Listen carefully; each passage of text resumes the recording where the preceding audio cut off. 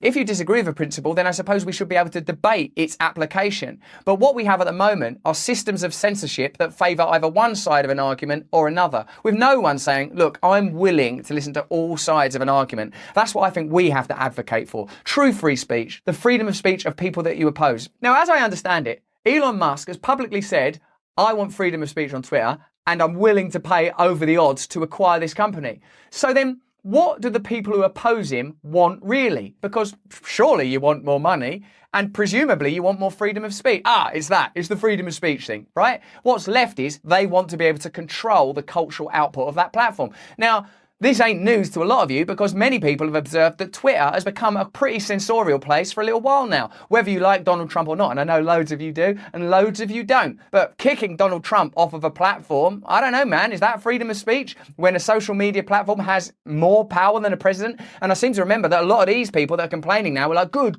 get him off there. Right, Elon Musk coming in.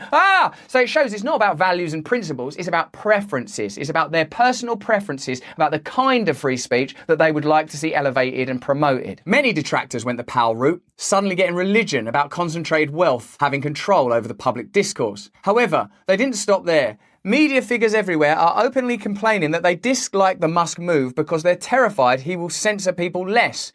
A professional journalist who opposed free speech was not long ago considered a logical impossibility. Things are different now, of course, because the bulk of journalists no longer see themselves as outsiders who challenge official pieties, but rather as people who live inside the rope lines and defend those pieties. Do you know it's possible these days to have a Bill Gates sponsored scholarship where a journalist learns their trade at a Bill Gates sponsored school and then goes and works at a Bill Gates sponsored media institution and publishes Bill Gates encouraging stories about issues that Bill Gates will benefit from and still be called a journalist? It's hardly Woodward and Bernstein, is it? It's hardly out there challenging power. I'm guessing this latest news is arousing special horror because the current version of Twitter is the professional journalist's idea of utopia, a place where Donald Trump doesn't exist.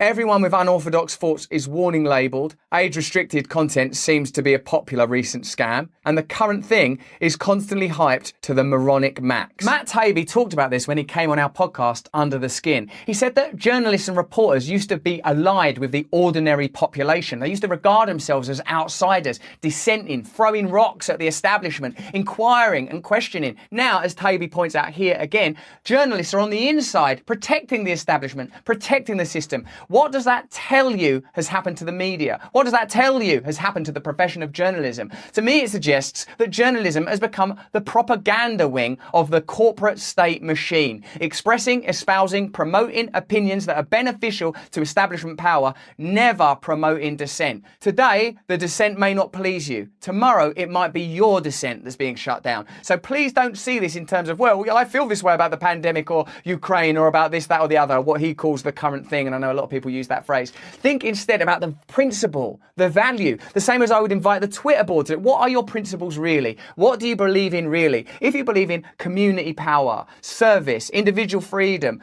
democracy, the ability to run your own communities, then you've got a set of beliefs by which to run your life. If you've got spiritual principles, religious principles, wherever they come from, if you believe in your freedom and the other person's freedom, then you stand a chance. If what you believe in is your version of tyranny, because your version of tyranny you've worked out is really nice and really kind and really fluffy and cool, then you ain't no different than any other tyrant.